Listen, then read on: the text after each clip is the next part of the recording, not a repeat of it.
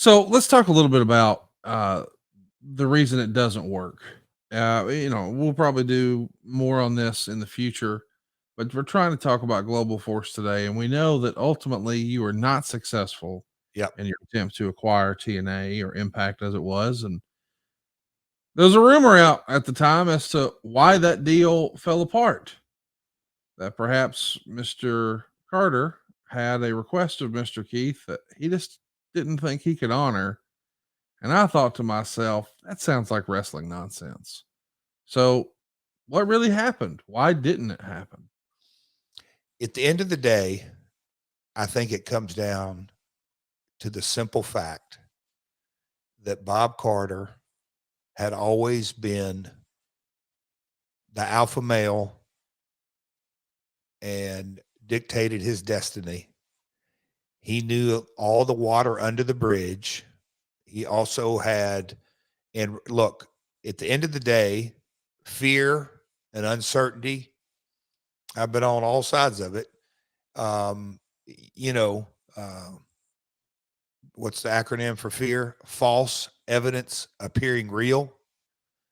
I believe Dixie wasn't sure, or shall I say, fearful of the unknown. If Toby gets control, what does my future look like? And under no uncertain terms, we let Bob and Janice and Dixie and the whole anybody.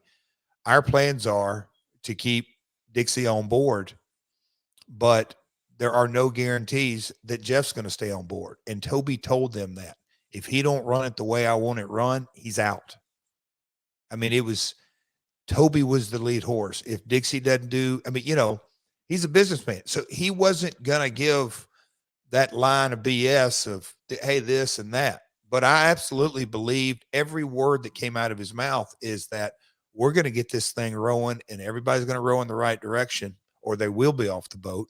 And we're going to get this thing back rolling and then some. So there was no, Dixie's got to stay on TV or this or that. I do believe at the end of the day, Dixie wanted to stay in control, and that was a non-starter.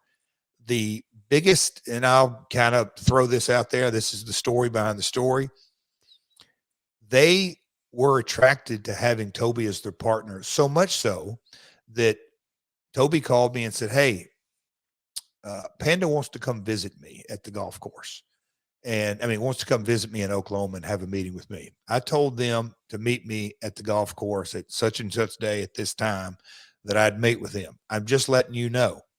I said, okay. And he said, just let it sit. But I just, as partners, I kind of want you to know, you got any feedback on it? And I'm like, oh, this is all brand new to me. I have no idea.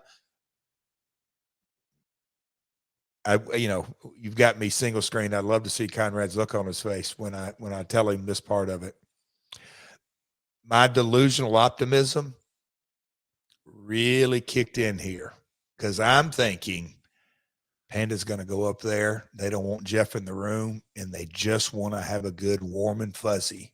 And let's just see what our future looks like, and let's close this deal because the financials don't look good, Right. and we got to get the nose up. And so Dixie's not involved in this meeting. It's Dallas folks, and they meet with Toby, and the meeting lasts about 10 minutes. Oh, Hey, we'd like to have a conversation with you, and we'd really like to be partners with you and see a lot of strategic value and a lot of upside. But if there is a way to do this, to bring you on board and not include Jeff and let us stay as the lead horse, is there any kind of scenario we could work out? Toby got up and said, I've got a tea time. I really appreciate you guys coming up here to have a conversation. Thank you very much. Maybe there's an opportunity down the road. Kobe called me from somewhere between the clubhouse and the first tee and gave me that information as if he was regurgitating an in and out order. Hey, this happened, this happened, this happened, this happened. Hey, dude, I'll talk at you later. Bye. Okay.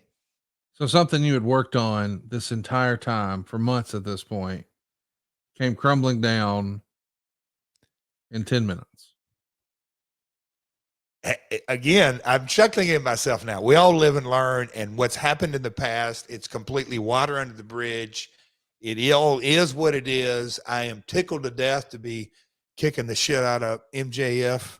But the reality is, Conrad, I went into it thinking, all right, this is the final. We're going to push this ball across the finish line. How stupid am I, Conrad? Seriously, how stupid am I? Well, as you may recall, there was a lot of wrestling rumor at the time that Toby was in, but he didn't want to leave Dixie as an on-screen character. And I thought that just sounds like wrestling stuff. It was wrestling stuff. The reality is the Carters were glad that you found a source for some cash and a life raft. Just wanted to make sure you weren't on board. In the lead. Yeah. Yeah. Or Toby in the lead. Now I can kind of digest me because of kind of some personal issues. Forget the track record of the profitability, but maybe there's a personal dynamic. But Toby? And to be clear, this was the scenario of not necessarily a full-blown acquisition, but let us buy in too. Not buy you out, but let us buy in. You talking about me and Toby? Yes. It was 51-49 kind of scenario. I'm just giving that vernacular. Yes. And do you think Toby would have entertained, we're going to buy the whole thing soup to nuts? Like not a piece, but all of it. Do you think Toby would have entertained that? Look, and I used to chuckle in between cups of coffee. You know, there's a saying and there's a video. This is kind of a cornbread saying or not. But Conrad, have you heard, you only need to get rich once? Yes. Okay. Toby didn't need any more money by any stretch of the imagination. He's all set. He's good. Big time. Did he see, does he like wrestling? Sure. That has nothing to do with doing a business deal. He wanted the right deal structure. He always, whether it was buying a racehorse, a golf course, a tequila brand, a tour, a sponsorship, whatever, it's got to be the right business deal. He saw a real opportunity. Thank God, he believed in me wholeheartedly, and he wanted the right deal. He wanted the people who had pulled the wagon, the Carters, he wanted them to say, hey, here's the kind of deal we'd like to structure. And if it would have been, we pulled it this long and we want this much for all of it and we're out, he absolutely would have got into the negotiation game. Absolutely. He wanted, that's how, when I tell you, and this is where it's funny, we're almost 2 years and we're just, the diplomacy that he used throughout that, Conrad, I learned a boatload. I really did. I really did. He wanted them to dictate the terms because he didn't know, he understood family dynamics. He understood a lot of things. He just wanted the right business deal.